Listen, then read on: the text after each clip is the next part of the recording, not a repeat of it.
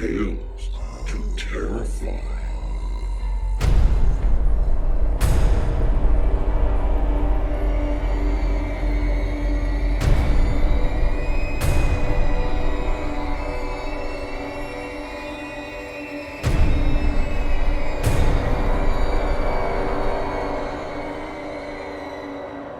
Good evening, children of the night. It's a warm evening in the Shenandoah. Come on into our cabin and find somewhere comfortable to sit. Well, let's get it out of the way. For those of you who don't follow us on Facebook or Twitter, we didn't get the Hugo Award. I started this journey off very indifferent to whether we got the award or not. As time went on and I looked over the list of some of my heroes that have received the award, I started thinking, well, this would be nice. Very nice. I'll admit a little disappointment that the award went to our rival podcast, No Award.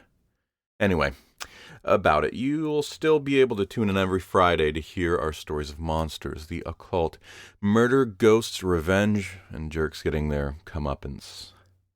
Let's move on to our fiction. Our first story of the night comes from Gregory Shepard. Greg is a freelance writer and poet with an attraction to stories that hide in the darkest of corners, dipping his toes for the first time into the pool of publication.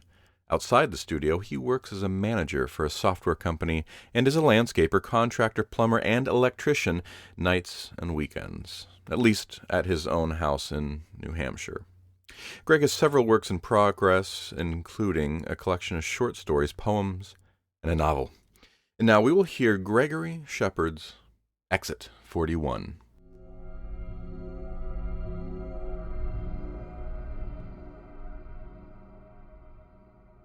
Abby leaned towards Chris and noticed the needle pushing past 80.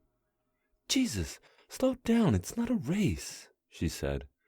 Her brother Jake was oblivious to them from the back seat, playing on his cell phone. "Babe, the game's on at 12:30, Chris said, looking at the speedometer. "I don't want to miss kickoff. Wouldn't have to rush if your dad could afford a DVR."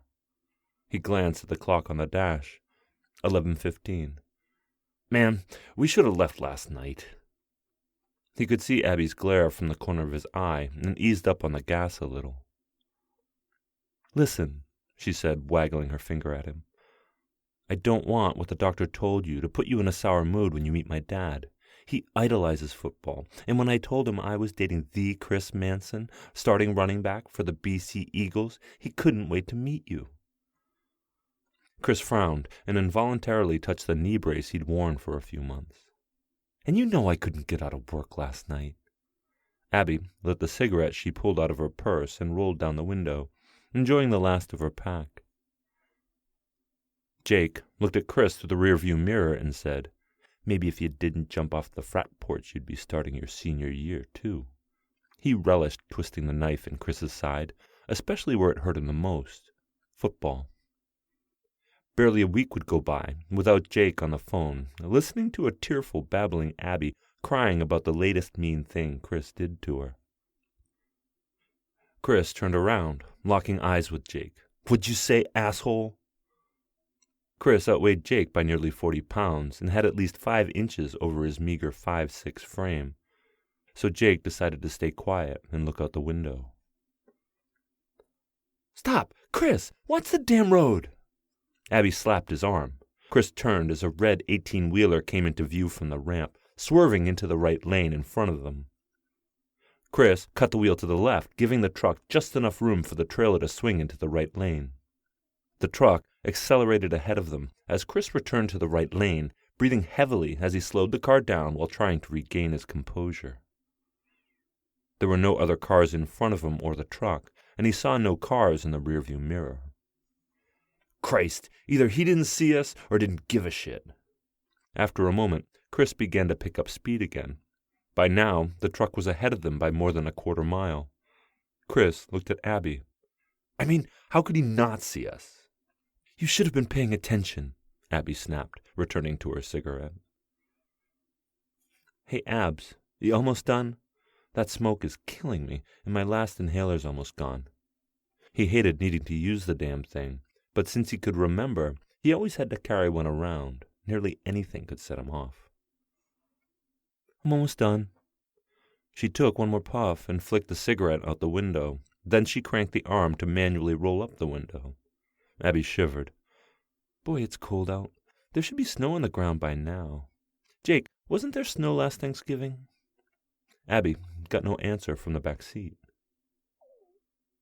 The Peterbilt truck came back into view a few minutes later. It was in the breakdown lane. Chris pointed to it, immediately agitated. Hey, there's that goddamn truck again. Jake looked up and noticed that the truck seemed to be moving slowly. Suddenly, the truck's passenger door opened and a figure fell out of the cab, landing on the pavement. Chris's eyes widened. Oh man, you see that? Somebody jumped out of that truck. Jake objected. He didn't jump, he was pushed. Abby leaned forward, as if it would give her a better look. Black smoke left the exhaust of the truck as it regained speed, moving back into the right lane.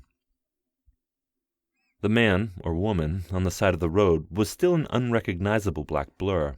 There was no movement. Chris, pull over, they need help. She held on to the door handle, as if she was already going to get out of the car. Hurry, Chris. Okay, I don't want to run him over. Take it easy. Chris pulled into the emergency lane and put the car in park about 20 feet behind the still body. Abby barely waited for the car to stop before getting out and bolting to him, Jake following her at a slower pace. They came to a man lying on his side, his back to them.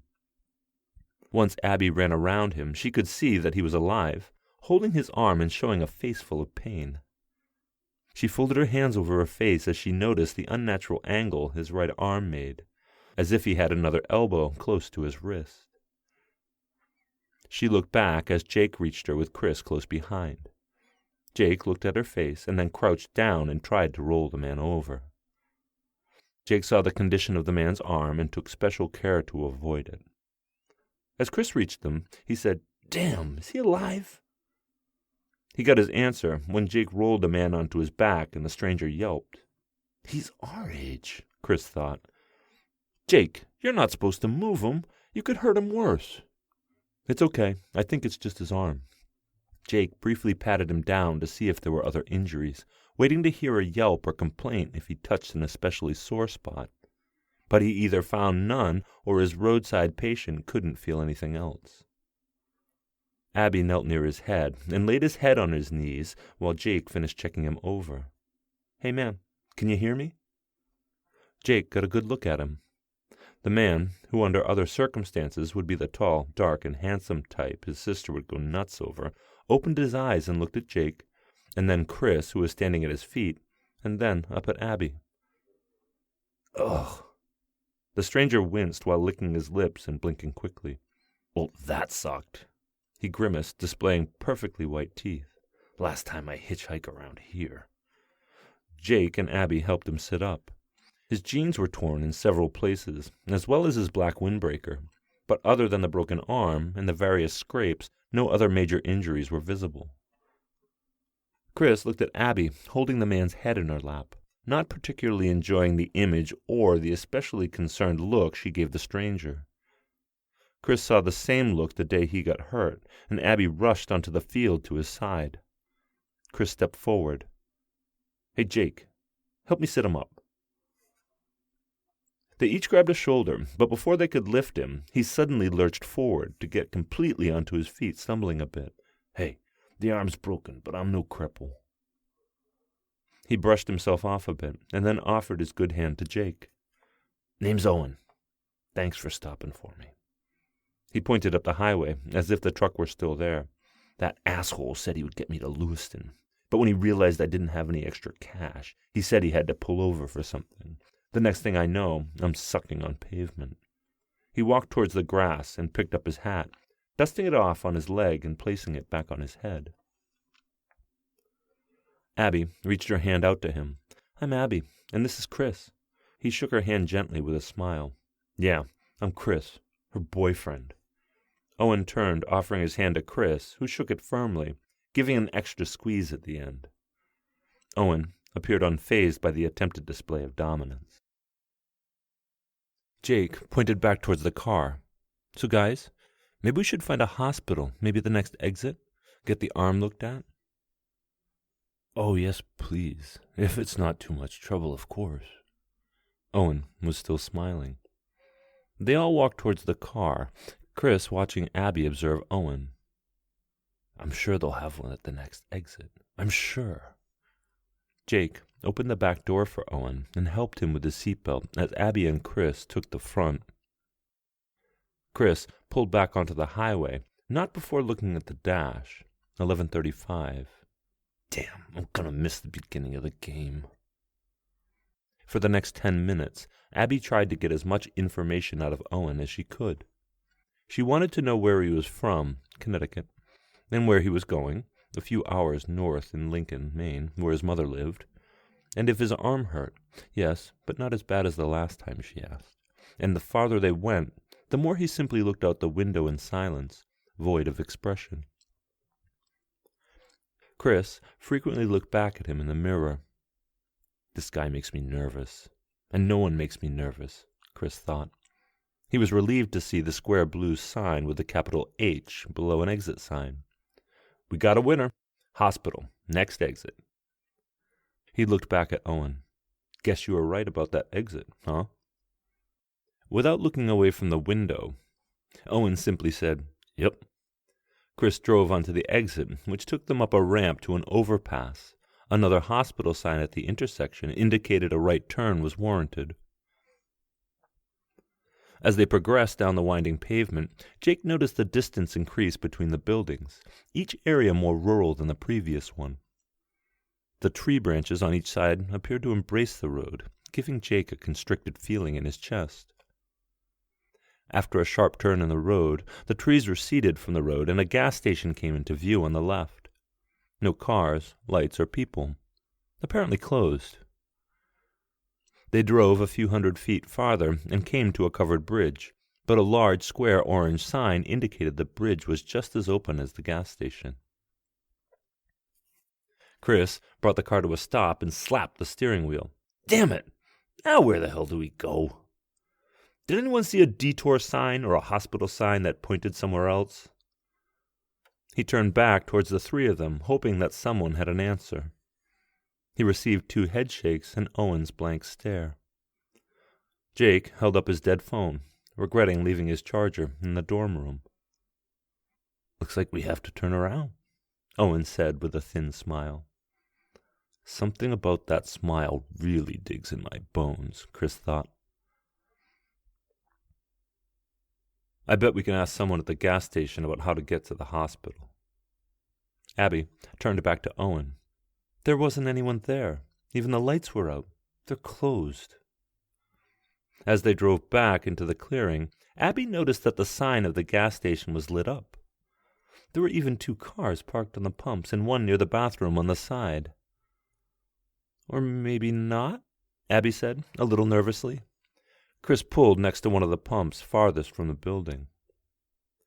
It was obvious that the station hadn't been built recently, or even within the past few decades. There was no Texaco, Mobil, or Exxon signs, just one that proclaimed the obvious gas on the roof of what otherwise would have been a Cape House. Most of the equipment, the pumps, the tire inflator, even the Coke machine on the warped porch, belonged in an antique store or a museum. Jake heard voices inside and noticed shadows flickering in the grimy windows. Abby opened the car door and Chris grabbed her arm. Nope, I'll go in. You all stay here. Hope they have a phone that works without having to crank it. Chris got out and walked to the porch, opening the rusted screen door as he walked in. Abby turned around to look at Jake. They should have a phone. We should be out of here soon, right? Her voice wavered, revealing her nerves. I don't like it here, not one bit. Every second Chris was inside weighed on her and increased her anxiousness. She turned to watch the windows intently, trying to make out a shape that looked like Chris.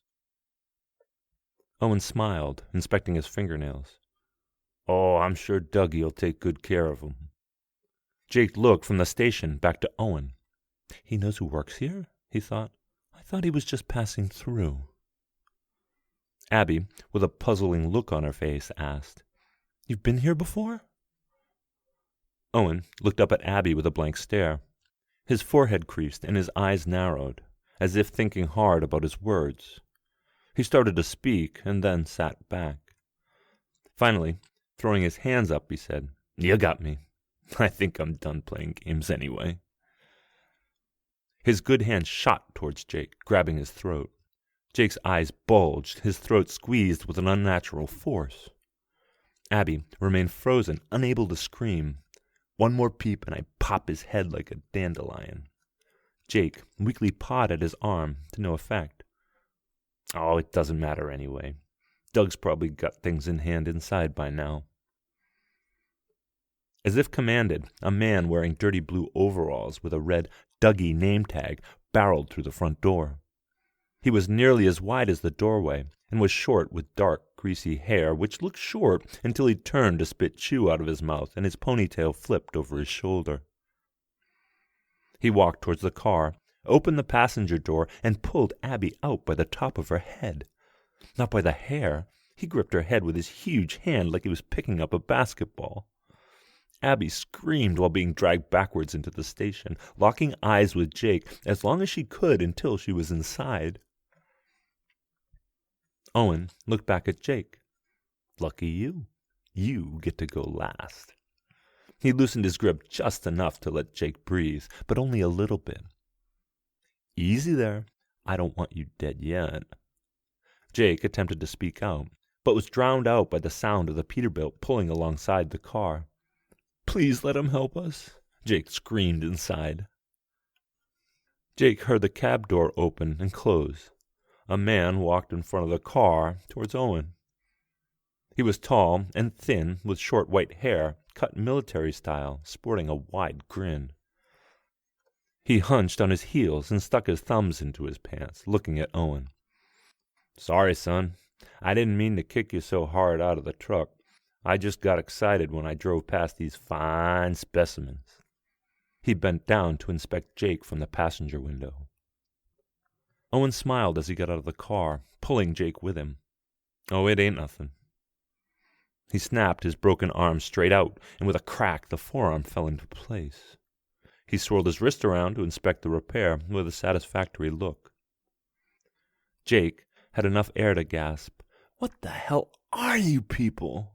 still pawing at Owen's arm. A low, loud scream exited the gas station, followed soon by a high-pitched scream, which got cut off. Dougie opened the screen door and waved at them to come in. Owen smiled at Jake with his cold, dark eyes.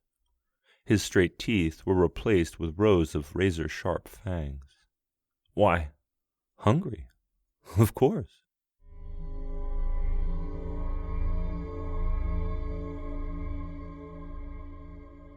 That was Gregory Shepard's Exit 41, as read by Seth Williams.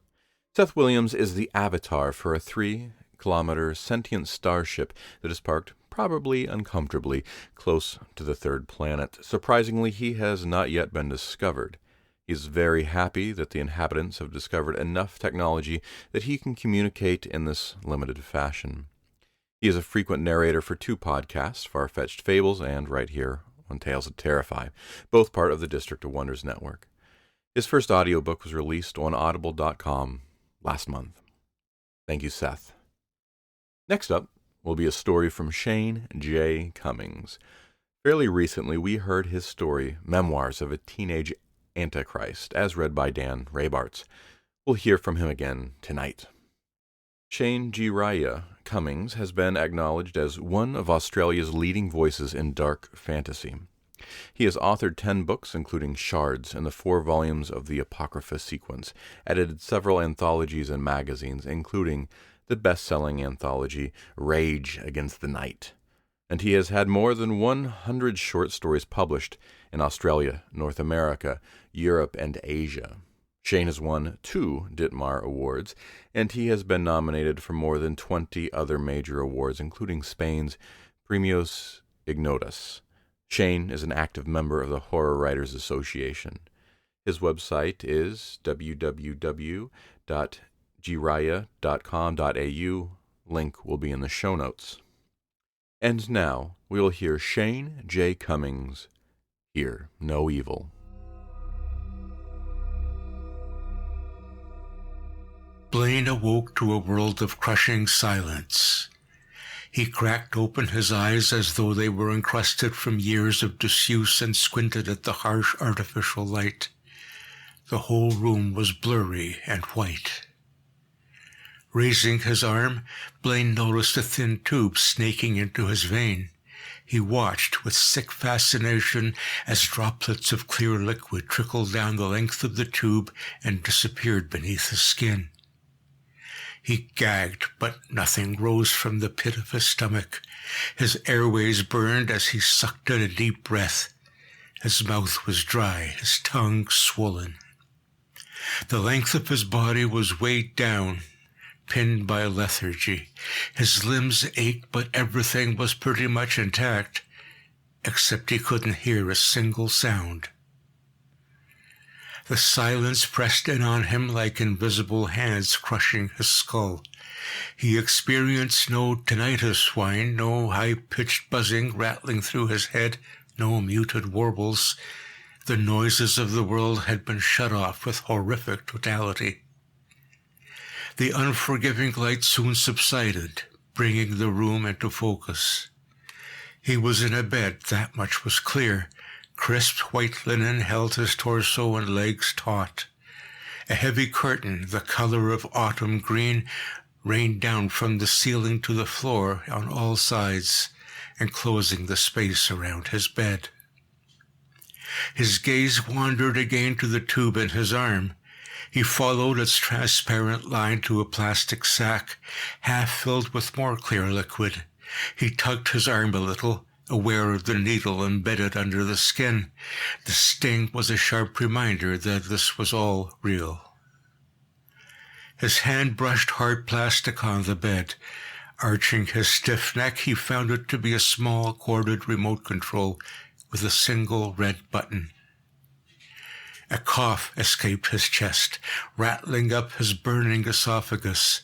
His heart thumped harder as the coughing fit turned into a prolonged spasm, but the sound of the cough failed to reach his ears. Its absence left him violated. Like his racing heartbeat, the coughing rose through his skull as vibrations. Vibrations, but no sound. He reached for the controller near his hip. An unexpected spasm bounced the controller from his groping fingertips and off the bed. He never heard it hit the floor. He fought to gain control of his cough. Once he did, he calmed himself by taking deep breaths. Every breath was fire and needles. Exploring his face with a tentative hand, he discovered the coarse texture of bandages. He gingerly followed the line of the bandages to the side of his head. His ears were covered. They were hot under the binding mounds. He breathed a deep, painful sigh, also silent to his bandaged ears. Logic seeped back through his fears. He was in a hospital, and his ears were wrapped in bandages. He couldn't hear anything for that reason. The thought was oddly comforting. In a bid to regain the lost controller, he strained over the side of the bed. Agony racked his joints and muscles as he dipped his head closer to the floor. The smell of jumbled disinfectants flared in his nostrils. The heavy curtain flew back, startling him. He hung limp over the side of the bed, squinting up at the figure of a petite woman standing in the light. The sights of a hospital ward played out behind her. More green curtains, the glimpse of an identical bed across the room. The woman hurried to his side, placed firm, pleasantly warm hands on his ribs and back, and helped him back into bed. Her tight-fitting uniform and hat proclaimed her a nurse. A tidy crop of raven-black hair contrasted with her white clothes. She was probably in her late 20s, and cute. Her mouth moved quickly around a crooked smile, but he had no idea what she was saying. His world remained deathly silent but for the steady beat of his heart. She noted his bewildered look and curled her lips into a laugh. Once he had settled himself back under the sheets, she moved to the base of the bed and picked up a small rectangular board and pen. With economical strokes, she wrote on the board and held it up to him. "Hi, Mr. Blaine. My name is Nurse Stevenson." A meager wave of his hand was all he could muster. She rubbed at the mini whiteboard and scribbled something else. "You were in an accident, but you are okay." He closed his eyes and expelled a painful sigh. He hadn't tried to recall what happened, why he was here. Now he focused his memory. He was a boilermaker. He remembered his last day at the site. They were putting up the skeleton of a mall on the edge of town, one of those suburban super complexes where middle-class teenagers flock for their brand-name clothes, iPods, and mindless entertainment. On the mall site, he'd just finished welding some girders. In the background, he'd heard two of the apprentices messing around. If they were his apprentices, he would have kicked their butts for clowning around. As it was, he took the time to raise his mask and shoot them a glare before getting back to the task at hand. He remembered hearing them ignite a blowtorch, mere steps away from the store of gas tanks. The fireball rocked the site. It was the loudest thing he'd ever heard. The boys were blown apart before his eyes, an instant before he was thrown skyward. The whole thing happened in a single heartbeat. "How long have I been here?" The words croaked from his lips. His rusty vocal cords worked, but he hadn't a clue if the words were loud enough for Nurse Stevenson to hear. She inclined her head, seeming to ponder the question. At least she heard him. A few seconds later, she held the whiteboard up again. "A week?" "What about my hearing?" he croaked. She nimbly wiped her last words from the board and wrote a new sentence. "Your hearing will return soon. I will get the doctor." The relief rippled through him with a sigh, despite his burning throat. A scream rang through the room. The scream was blood-curdling, knifing a chill through his body. It was a long way away, but he heard it with horrifying clarity. "What was that?" He arched his head to the side, listening for the scream again. Nurse Stevenson seemed unaware of the scream, still echoing in his ears. Her mouth flapped in rapid succession, but he heard nothing. Registering his blank look, she returned to the whiteboard. "What is it?" "I heard a scream," he said far too loudly, pinioning her with searching eyes. "Impossible, Mr. Blaine. You are deaf." He continued, turning his head from side to side. The world was now cocooned in silence once more. He stammered, his voice dead to his own ears. "I didn't hear anything. I'll get the doctor," the board read. The nurse vanished through the curtain. Time passed. Blaine pulled into himself, balling his body under the sheets. He tuned his focus to listening for more sounds, screams, any sounds at all. He was deaf, of that he was certain, and yet that scream, that awful scream, was as real as the nose on his face. Why didn't the nurse hear it? Unable to maintain his vigil, he yielded to sleep. A firm shake ended his dozing. A tall man in a white coat continued to shake his arm. He didn't like the man, the doctor. There was something about his eyes. They were too guarded, too unyielding. It was irrational, but the feeling lingered. The doctor, a dark man of sharp lines and even sharper cologne, moved to the end of the bed and took the small whiteboard in hand. In scrawling style, he wrote, "Hello, I am Dr. Radisich." Blaine propped himself up to face the doctor close to eye level. The pain was still there, but lessened each time he tested his neglected muscles. He wasn't an invalid, despite the hospital and the deafness. In front of this doctor, he needed to prove it. Blaine's resilience and stamina had always been his strong points. He was a veteran of the Amity Valley Football Club. He liked to test his physical limits through rock climbing and dirt biking. "Doctor!" The words spilled from his lips in an over-loud tone. "Save your words, Mr. Blaine. You're shouting," wrote Dr. Radisich. "Sorry," he whispered, too softly this time. "You were involved in a workplace accident and you've lost your hearing." He nodded, waiting for more information. "Your hearing was damaged by the explosion. You were lucky to be wearing a face mask." Nodding again, he remembered the shockwave blasting his face. It could have been much worse. "Your hearing will return in time, but we don't know when. You must be patient." A scream pierced the silent room again. Dr. Radisich carried on, intent on writing something on his whiteboard, totally oblivious to the shriek. Blaine bolted upright, swinging his head from side to side in an attempt to locate the source of the noise. Goosebumps sprang up over his arms and chest. The scream came from somewhere behind the doctor, still distant, but closer than before. It was a woman's scream. Her desperation tugged at his heart. "Are you all right, Mr. Blaine?" the doctor wrote quickly, noticing his strange behavior. He shook his head violently. "Screaming! I can hear screaming!" To his ears, his words were no more than a sick parody. His tongue and throat worked, but nothing came out.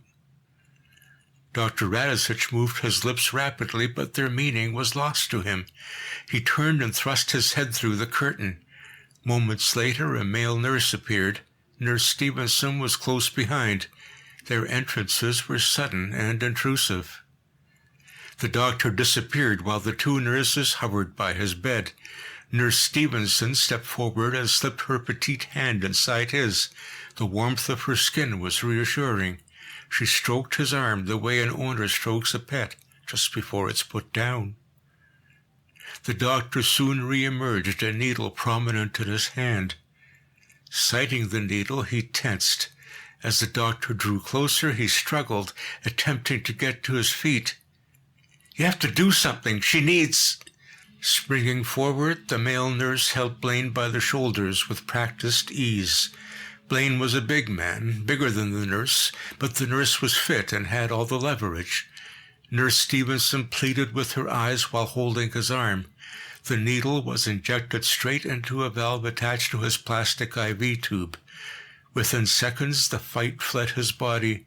His strength ebbed away. Sleep soon took hold. A scream, desperate and hysterical, ripped him from a fractured dream. The scream had grown in intensity. He ran his hand over his face and head and could still feel the bandages. He hadn't dreamt everything. He was still in the hospital, although many hours must have passed since they drugged him. The lights were dimmed, but the green curtain still surrounded his bed. The scream continued, pulling at the very fibers of his heart. Every few seconds it died off, returning with force moments later. He ripped his sheets off and threw his legs over the side of the bed. Waves of dizziness threatened his resolve as he rose, but he quickly regained his balance. He was compelled to act. Testing his weight, he placed his bare feet on the floor. The concrete was freezing. His pajamas offered little protection from the chill air wafting through the ward. His arm bound him to the IV bag. Without hesitation, he ripped the slender metal from his vein, which burned for a long moment afterwards. Another wave of dizziness assaulted him as he stood. His body was fatigued, but flexing his limbs gave him the confidence to move. Another scream jolted through the hospital. He wobbled forward, unsteady at first, until he settled into a rhythm. Drawing the curtain aside, he found his room deserted. Another 3 curtains, all in matching shades of green, partially hemmed off sections of the room. A solitary 4-paned window with bars on the outside provided the only feature to the room. The sky outside was dark. He left the room and entered a long, cluttered corridor. Following the sound of the screams, he turned to the left and took off at a jog. He rushed past the nurse's station, a reception desk located at the crossroad of 2 corridors. The nurse, a chubby, dark-skinned woman with glasses, looked at him with curiosity but didn't interfere. She said something as he passed, but he didn't hear any of it. Like her words, his footfalls were silent to his ears as he squeaked along the linoleum. As he ran past open archways, he glanced into each room. Most rooms in this ward were like his, housing 4 beds, each curtained off for patient privacy at this time of night. The curtain colors changed. Some rooms had that same drab green, while others had curtains the color of rust or faded summer blue. One room with blue curtains was full of co-opted acrobats, burned and scarred souls suspended from wires and slings above their beds. The man closest to the door was bandaged and squeezed into a full-body pressure suit. Poor bastard. As Blaine jogged down the corridor, some of his strength returned. An old man with a sunken jaw stared through him from his wheelchair. The wrinkled geezer glided on in the other direction. He dived into the elevator at the end of the passage. It was cavernous, with doors on both sides. In bewilderment, he studied the buttons. The screams came from somewhere deep. He pressed the button for the lower basement. The elevator jolted downward, the sound of the gears and pulleys lost to his ears. Endless heartbeats later, the elevator ground to a halt, with the door behind Blaine swinging open. It took him a few moments to realize, as the metallic sliding sound failed to alert him. A high-pitched scream, more intense this time and wrought with pain, rang through the dark corridor before him. She was close. With scattered debris such as a broken wheelchair and empty metal shelving, it was clear this section of the hospital was rarely used. Blaine jogged into the darkness, passing several double doors indented with small glass windows. The rooms were devoid of light. The smell of sterilized death clung to the place, masked by potent industrial chemicals that made his head spin. Signs above the doors told him all he needed to know. He noted each as he passed. Morgue Examination Room 1. Morgue Examination Room 2. Another scream tore through the hospital. It came from Room 4, just up ahead. A dim light shone from underneath the reinforced door. He tried to contain his ragged breathing. His heart raced as he exaggerated his last few steps. He had no idea if he could be heard. Any noise could give him away. Approaching with caution, he glanced through the viewing glass. Black tape had been plastered over the glass, but a section had curled up, allowing Blaine a glimpse into the room. A man with dark hair and a white coat was inside, his back to the door, something shiny in his hand. The man's silhouette was familiar, but with the dim light that his face turned, he couldn't tell. He was fixated on someone in front of him. With his view blocked, all Blaine could see were 2 bare feminine arms, each bound with wire to metal shelving. Rivulets of blood trickled from her wrists down to her elbows. The man's hand moved with precision as he leaned closer to the girl. Blaine couldn't see what the man was doing to her, but it caused his hairs to stand on end and his stomach to knot. Blaine clenched his fist as another anguished scream rocked the hallway. There was no doubt now. He was answering this girl's cries. The man in the coat stepped back to admire his handiwork, offering Blaine a full view of the debauchery. The girl was spread-eagled, bound at the wrists and ankles by cruel wire, holding her in an X shape. She sagged against her restraints, sobbing uncontrollably with her head bowed. Bedraggled dark hair falling past her shoulders shrouded her face. Her hospital gown was ripped open at the front and covered in blood. A poorly stitched wound on her throat was crusted with dried blood, and dark crimson lines marked her breasts and stomach. Fresh blood stained her torso a foul red and dripped onto the floor where it was captured by plastic sheeting. The plastic covered the floor and much of the walls.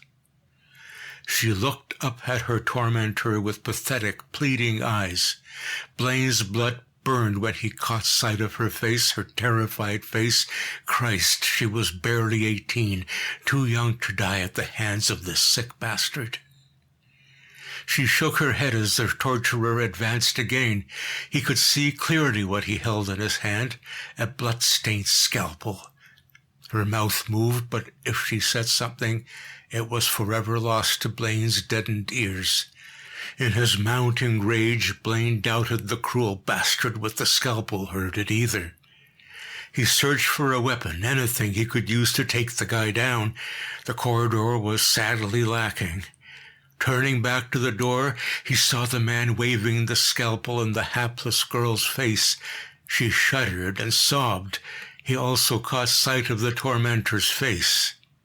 He wore a surgeon's mask, but the eyes gave him away. It was that prick of a doctor, Radisich. His fury raging, Blaine no longer cared about a weapon. Rational thought was overwhelmed by raw adrenaline. He slammed his shoulder into the double doors with explosive force and hurled his bulk into the examination room. Dr. Radisich turned in surprise, dumbfounded by the white blur of motion that charged toward him. The collision was sickening. The doctor collapsed like a sack as Blaine crash-tackled him into the concrete wall. A nearby metal trolley, carrying pristine metal tools and kidney-shaped bowls, rattled from the impact. Blaine didn't hear the clatter of the scalpel hitting the floor, the crumple of the plastic sheeting, or the snap of Radisich's ribs. The pair went down hard, the doctor bearing the brunt. For long moments, nothing moved in examination room 4. Blaine rose to his feet and dusted off his hospital-issue pajamas, trying to remove the taint of the loathsome creature, passing himself off as a man. He stared at the crumpled doctor, splayed unconscious in a mess on the floor, silently grateful for his years of football training. Unable to contain his disgust, he spat on Radisich before turning to the girl. "Mr. Blaine, what led you down there in the first place?" flashed up on the laptop screen. Blaine pondered the detective's question carefully, reviewing everything that had happened that night. Getting the nurses to call for help and actually believe him took some doing. He'd commandeered a notepad from the nearest nurses' station and frantically scribbled his messages. Seeing the tortured girl's cuts soon convinced them. It was harder to convince the medical staff that Dr. Radisich was the culprit, but it didn't matter too much either. He'd been safely jammed into a storage cupboard, still unconscious and bound with the same wire used on the girl until the police arrived. "I heard the girl's screams," Blaine typed on the screen, immediately below the question. He decided shouting at the detective was probably not a good idea. The detective, probably a few years younger than him, stared him long and hard in the face. His eyes wavered between Blaine's and the bandages wrapped around his ears. He soon left him with the laptop while he discussed something with another detective. They returned together a few moments later. The other detective, approaching his 50s, read the transcript and also shot Blaine a hard look. He turned the laptop around and typed something. Turning it back to Blaine, it read, "That is impossible, Mr. Blaine. The girl's vocal cords had been removed."